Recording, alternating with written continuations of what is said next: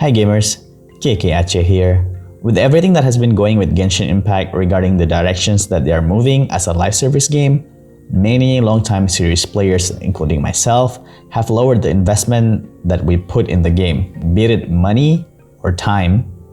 There are so many things that players have been wanting for the game to improve, be it quality of live updates or in-game content. And even despite that developers said they are going to improve the anniversary rewards, in the end, we still only get 3 intertwined fates. Very nice developers. Genshin could never, right? However, regardless of all of the flaws that needs to be addressed, we can't deny that there are few things that Genshin Impact always delivered consistently in a high quality. So in this video, I'm just going to quickly talk about 5 things that Genshin always did right. And I will talk about them in no particular order. Music. Undoubtedly, one thing that never misses is the music. Starting from Mondstadt all the way to Fontaine, the music always managed to carry the right atmosphere of the game during exploration. From the sound of freedom and fantasy of Mondstadt, the gloomy and enigmatic sound of the Abyss, the sad and melancholy of Enkanomia, to the serene sound of Vorokosha Oasis in Sumeru. But not just during exploration, they always managed to enhance the important moments of the story, like the intense and powerful theme of Raiden Shogun, the heart-wrenching, bittersweet sound of For Riddles for Wonders during Sumeru Quest Finale, to the most iconic and epic Fatui Harbinger theme. When it comes to music, I have to say I love Genshin music so much more than Star Rail, even though I personally love Honkai Star Rail so much more in general. Regardless of how disappointed we are with any of the quality of life updates, the super casual minigames that they have provided us each updates, but the music of Genshin never disappoints. And I really hope that we'll continue to get a high quality immersive music as Genshin getting more mature over time. Level/world design. Regardless of how poorly designed the exploration reward of Genshin as open world exploration game, it is no doubt that the world of Genshin is so well designed.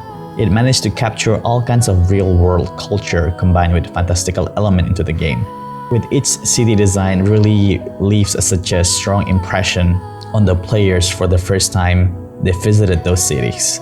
And when it comes to city, Mondstadt really captures the old European medieval fantasy setting. Liyue really shows the richness of Chinese culture, especially when it comes to trade. Inazuma with the pre-modern Japanese, maybe closer to the Sengoku era. Sumeru with the Middle Eastern Indian culture that shows demographic diversity that blends very well with the nature. And of course, Fontaine with possibly futuristic French culture that boasts all kinds of advanced technology, for Teyvat at the very least. Not only the cities, the environments are also so well designed, with Mondstadt is designed to be more basic with flat lands and mountains so that the new players are getting the hang on how exploration works in Genshin. And then it moves to Liyue with a lot more of higher ground area, at which teaches player more about climbing and getting into higher grounds. And then there's Dragonspine that shows multi-layered exploration that focuses more on verticality. And Fontaine with the underwater exploration, so on and so on. I could talk for a long time when it comes to Genshin level design, and spoiler alert, I'm actually currently working on a video discussing Genshin level design evolution in details. So subscribe to my channel and you will get notified when the video is uploaded. Currently, since there's a lot of for me to prepare in order to make the video, probably it won't be finished the earliest in 2 weeks or at most 1 month from now. And once again, regardless how bad the exploration reward is, the first time we go through each of these massive regions, it always leaves us in awe on how beautiful the developers have crafted the world of Teyvat. Now, for those who didn't pay much attention on exploration and level design, hopefully with me just mentioning and appreciating how well the world has been crafted by the developers, I implore you to keep always give feedback to developers so that they can keep improving the exploration aspects of Genshin. Since such beautifully crafted world doesn't give that much reason to visit and re-explore unless there's a good reward waiting for us. Since with good rewards during exploration would only enhance our appreciation towards the beautifully crafted world. Like for instance, let's say we talk about typical RPG. If you go to the top of Dragon Spine, most probably we will get a unique weapons or unique armors. And you will remember climbing really hard all the way to the top of Dragon Spine, and you receive your rewards, and then you marvel the beauty of Tevat from the top of Dragon Spine. At least for me, that will be a memory that I will always remember fondly for the rest of my life. And whenever I see the weapon or armor that I get from that exploration, I will always remember the tough time of climbing Dragon Spine for the very first time. Sorry, just spitballing here, but yeah, there's so much potential that you can do with Genshin exploration. But still, without a doubt, we have gained confidence on developers on keep delivering a beautifully crafted world. And we know that Natlan will also be beautiful, or maybe even more beautiful than Fontaine. Are you liking what you hear so far? Do leave a like and subscribe to my channel once again to hear more discussion and critical reviews of video games, especially HoYoverse games. I really hope that you're able to help me to reach 500 subs by the end of March and 1,000 subs by the end of 2024. With your support, I can keep making content that hopefully will help you be more critical with games that you play, and also voice your own critical opinions and also influence others to be critical as well.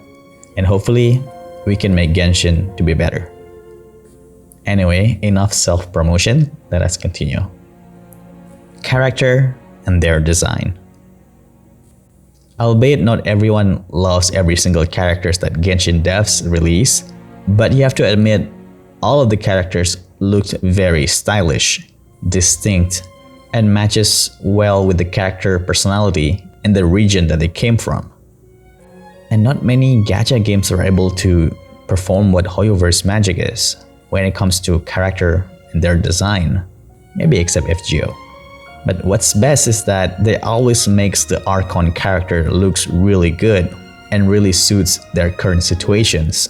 We know that Zhongli is cool and very powerful. We know that Radiant Shogun is beautiful and yet fierce. We know that Nahida is very innocent and deserves to be protected. And of course, we know that Furina is an actress from the way she dresses. Additionally, the bad guys' designs are also top-notch. I'm talking about the Fatuis. With all of the Fatuis, Harbingers deserve the title, if evil, why so hot? In essence, it kind of reminds me of Final Fantasy, where the villains or anti-hero tends to be most attractive characters like Sephiroth, Arden Izunia, Golbez, and many more Final Fantasy villains. So yeah, when it comes to important character design, the developers never failed to deliver. To make a comparison, I have to admit that they did this better than Honkai Star Rail because the Lofu ladies have too similar of an outfit, and people did voice that concern. But I do have two gripes. If anything, I just want them to release some badass bearded playable characters, since they can be very appealing for some players, and add even more diversity on the character designs, since I'm getting a bit tired of seeing pretty boys in Genshin. And also, I really wish that there's an outfit change for Aether, since I'm not a big fan of his design, and only his designs. The rest of the cast, amazing. Character animation. Still speaking about characters, outside their character design that is, I would like to appreciate how well animated all of the characters in Genshin are, especially the newer characters. And along with animations, the effects are also outstanding. Like the Archon bursts are always a top-notch, plus Neuvillette and excluding Venti, with showing how powerful they are lore-wise and gameplay-wise. On top of all that, all characters have unique basic attack animations that flows very fluidly, even though many of them don't even use basic attacks in their actual meta combat rotations. which I really appreciate for the effort on making each of these characters feels unique. And speaking of unique, all Catalyst users are so well done, and all of their attacks are so unique beside plunging attack, especially with the recent addition of Nuvilette with crazy water effects and Riosley with very smooth melee animation, which is something that I have been looking for a very long time from Genshin developers. And I'm so glad that they started with Hazo, which is a decent, and I think it is perfected with Riosley. But I do wish that all the plunging and charge attacks are also different from all characters, since polearm and claymore users tend to have the same charging attacks, which is quite a shame if they already put so much effort in every other characters.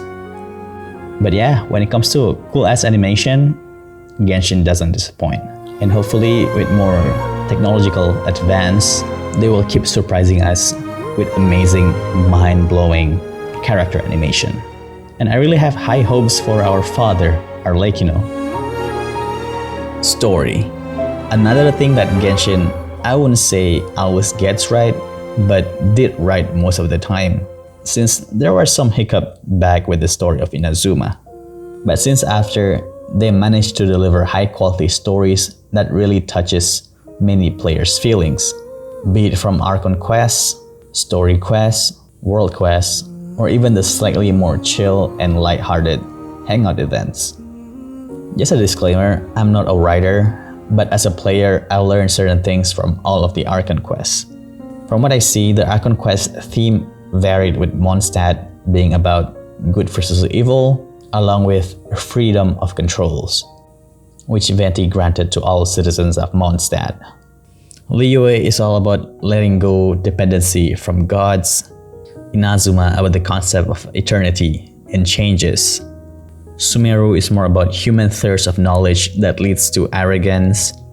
And lastly, Fontaine is all about truth and perseverance to fight against destiny. With all of the different themes for each Archon quest, the story doesn't feel samey, while at the same time pushes the overall story at large forward, if ever so slightly. Don't get me wrong, the stories are not delivered in the perfect way, but it was beautifully done with satisfying conclusion that leaves this bittersweet taste in our heart. Except, I'm still salty that Signora is dead and not playable. However, my favorite stories in Genshin is actually not the Archon quests or the story quests, but actually the series of world quests that involves the common NPC. Especially for me personally, that really involves Jet. It really shows the ugly side of Traveler, as he's not a saint that will help every single person that comes to him, as I have discussed in my Strive To Rant video. And also, the world quest show the dark side of common people's life in Teyvat. With Jet's world quest, it shows the difficulty of living in the desert and how people are willing to betray each other and even taking advantage of others in order to survive and reclaim what they lost. These world quests are individual stories that doesn't have the world or nation at stakes like the Archon quest, but this kind of personal story resonates more with common users, at least for me. For Jet's world quest, especially for those who feel so alone in a foreign land with no one to trust, which I did experience, it hits quite different. One of the main reasons why I still play Genshin is because of its well-written small story. But I still don't know how to feel about the bigger plot and about the traveler themselves, since we don't progress that much, except in the interlude chapters. So yeah, at the very least, we know that Genshin will always deliver an amazing story, filled with adventure, memorable villains, all kinds of life lessons, and moral dilemma scenarios. And I really hope that this quality never changes until the end of our journey as Traveler. Well, that's the list. I'm only talking about all of these game elements in brief, and each topic could be talked in length to a minimum of 30 minutes video, all the way to even maybe like few hours long. So if you want to hear me more talking about all of the game design element of Genshin, do leave a like and subscribe to my channel. It will help me a ton in keep making content like this. And if you are interested with me talking about all of these five design elements in length, do let me know in the comment section. Anyway, before I end, I just want to say I do love Genshin Impact as a game, especially with its unlimited potential. Especially knowing these 5 things that they always feed us in high quality, and all of the flaws that are currently plaguing the game are addressed, like how all of these 5 are being handled. I doubt that the player fan base would have dropped as much or as many as it is now. Honestly, I don't know what's holding the developers from doing so, since their close cousins from the Honkaiverse tend to listen to their fanbase closely. Maybe what Genshin needs is some pressure from the competitors, like Wuthering Waves, and I really hope that one day Genshin will become the forefront of open world gacha games that is well beloved by everyone once again. Anyway, thanks so much for listening. I hope those who are currently furious with Genshin will play the game again just to appreciate these 5 things. Don't need to log in every day, do all the world quests, all the story quests, enroll the characters that you want every now and then. And while at the same time, keep asking the developers for the changes that the game deserves. And if needed be, boycott by not spending money if you want, just like how some of the community members want you to do. It is up to your decision. And lastly, once again, I just hope you will help me in making a living by subscribing to my channel once again. With a single click, it will help my life moving in a much better direction, while you will keep getting video game contents like this one. The next video, stay sharp gamers.